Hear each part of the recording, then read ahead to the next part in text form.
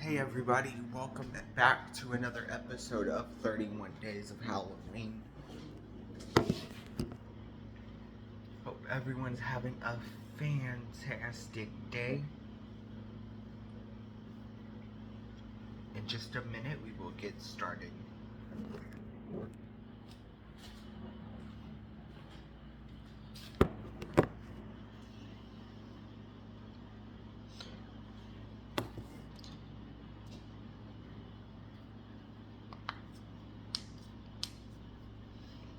Hold on, my phone's being slow again.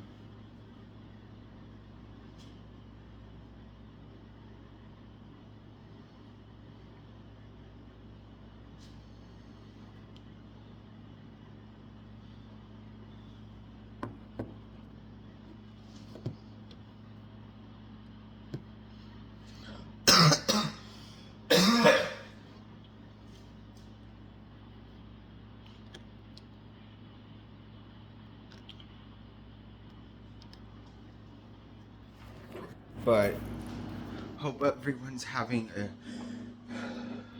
I don't know. I'm sorry. I'm kind of out of it right now cuz I'm having whatever this is coming back, so I'm like really like weak and tired, and so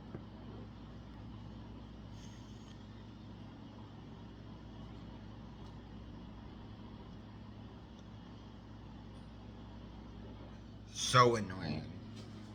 But I thought today we would look at a game. Um,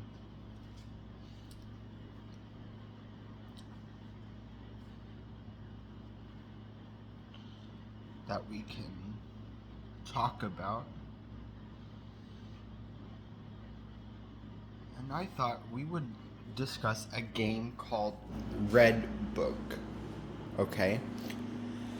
So let's just get into it. Alright, so Red Book is a paranormal game from Mexico where you use a book to contact a spirit who will answer questions and divine in the future. It is also known as El Jugo, or the Game of the Red Book. To play the game, you need a hardcover red book without pictures and at least one candle to light the room. The game can only be played with 2 or more people. Step 1. Place the palm of your hand on the cover of the book. Close your eyes and say aloud, "Red Book, can I enter your game?" Step 2. Keeping your eyes closed, open the book to a random page and point to a sentence. That should be the answer to your question. You will have to interpret it. Step 3. If the answer is positive, you can play the game. If the answer is negative or does not make sense, the question may have been poorly worded. Our contact with the spirit was not established. In this case, you need to try again. Step 4. Everyone can take turns asking questions and the spirit will answer them through the book. Step 5. To end the game, you should ask, "Red Book, can I leave your game?" You cannot end the game until all players have permission to leave. Now that you know how to play, I will tell you about my experience. There were 4 of us: Santiago, Sebastian, Camilo, and myself. We were gathered in my house when we decided to play this game. I went first. Maybe it was because I was the bravest, or perhaps it was because I was the most foolhardy.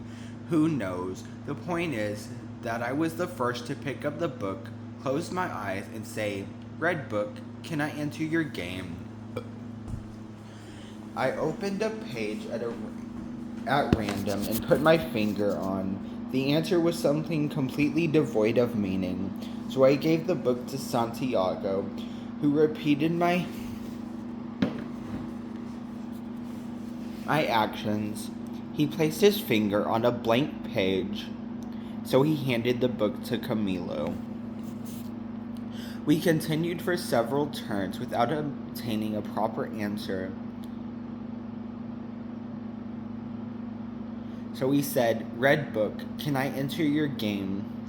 The sentence he pointed to was, "I will grant you an opportunity." Finally, one of us had managed to enter the game. Camilo also got a positive response, so it was my turn. I closed my eyes and concentrated as much as I could. "Red Book, can I enter your game?" I asked. The answer I got left me baffled. One who perseveres will reach his goal. Of course, I interpreted this as being a positive response. I wanted to enter the game because I was dying to ask a question, but would have to wait my turn. I passed my book to Santiago, but he did not get a proper response to his question. Camilo took the book. He thought for a while, and finally asked, "Red Book, is there a ghost in this house?" He opened the book and got his answer. Man is always looking for answers to the unknown. The response left us astonished, but it was Sebastian's turn next.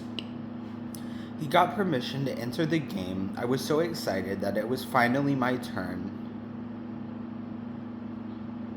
I did not know how much I could regret asking. "Red Book, will I be safe tonight?" This is the answer I received. Two men appeared and their dreams turned to nightmares. The candles I had arranged on the table flickered ominously, but they did not go out. I looked at my friends and they could not stop laughing at the frightened expression on my face. "I think tonight I'm going to have to sleep with my mother," joked Camilo nervously. I passed the book to Santiago.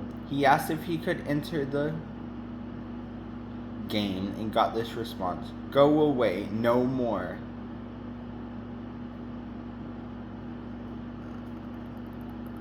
This time, we all looked at each other in surprise. It seemed like more than a coincidence. Camilo was the next one to ask a question. "Red Book, will anything happen when I leave?"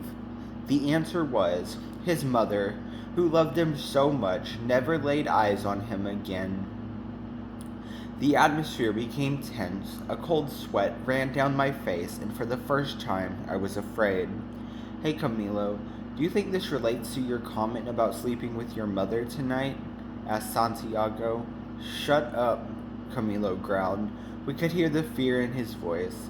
"This is giving me the creeps," said Sebastian, as he looked around furtively. "Maybe we should quit playing now." "Not yet. We have to exit the game properly."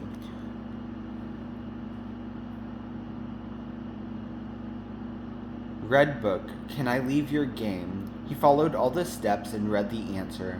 "Only two may leave." He was out. It was my turn next. I placed my hand on the book and asked, "Red Book, can I leave your game?"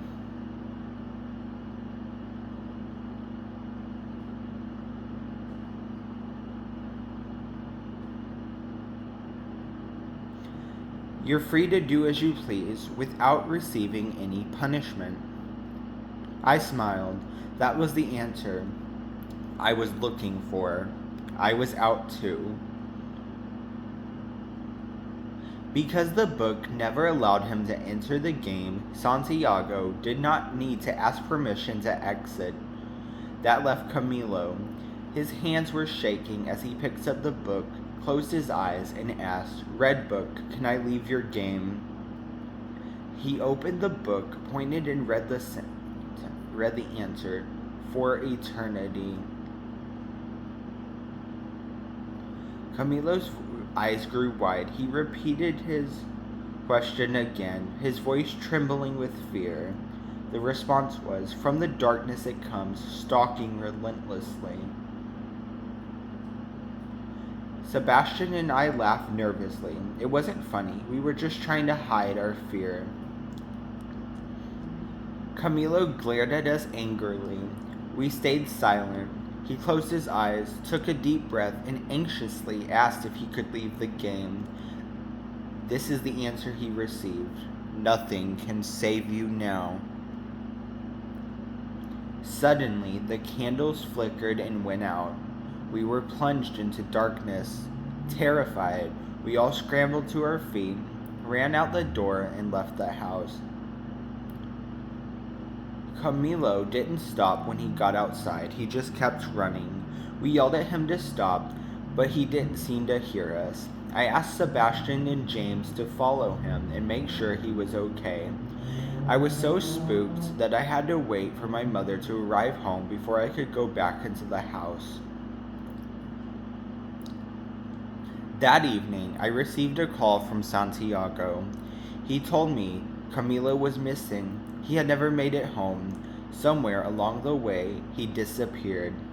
We tried to call him, but his mobile was turned off. We never saw Camilo again. The police were notified, and a big search was organized, but no trace of him was ever found. Till this day, nobody knows what had happened to him. He just vanished. His parents are still searching for him, but at this point, most of us have given up hope. Every night before I fall asleep, one phrase keeps echoing in my head. 2 men came, and their dreams turned to nightmares. And that is how that story ends, and I don't know if I might play this game one day. Not this month, but maybe one day. I just need to find somebody who wants to get possessed with me. But yeah. But anyways, guys, I'm not gonna walk over there. But anyways, guys, you guys are amazing. You guys rock, and I will see you in my next video. I can't do the hand thing because I'm holding the phone, but you know.